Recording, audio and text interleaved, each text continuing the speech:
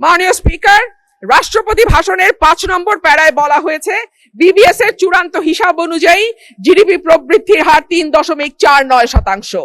প্রবৃদ্ধি হচ্ছে, উৎপাদন বাড়ছে, কিন্তু সেই অনুপাতে কর্মসংস্থান সৃষ্টি হচ্ছে না, বরং উৎপাদন ও সেবা খাতগুলোকে অর্থনীতির মূল চালিকা শক্তি হিসেবে ধরা হয়। সেই দুই খাতেই কর্মসংস্থান চলছে। একে চাকরিবিহীন প্রবৃদ্ধি বলে, যা দীর্ঘমেয়াদে অর্থনীতির স্থিতিশীলতা, অন্তর্ভুক্তিমূলক প্রবৃদ্ধির জন্য একটি বড় ঝুঁকি।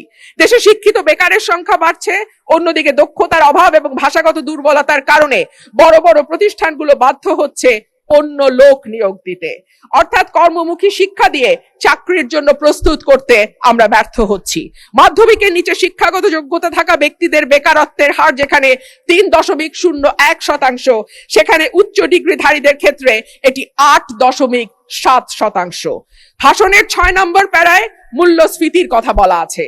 বিবিএস এর সর্বশেষ হিসাব অনুযায়ী চলতি বছরের ফেব্রুয়ারি মাসে দেশের খাদ্য মূল্যস্ফীতি দাঁড়িয়েছে 9.30%, যা গত 13 মাসের মধ্যে সর্বোচ্চ। উচ্চ খাদ্য মূল্যস্ফীতির কারণে বিশ্ব ব্যাংকের ঝুঁকিপূর্ণ দেশগুলোর লাল তালিকায় অলরেডি বাংলাদেশের নাম গেছে।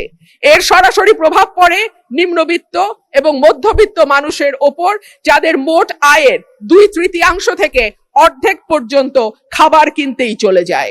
ক্রমাগত মূল্যস্ফীতি দারিদ্র্য বাড়ায়, পুষ্টিহীনতা তৈরি করে এবং আগামী প্রজন্মের মেধা বিকাশে সরাসরি প্রভাব রাখে।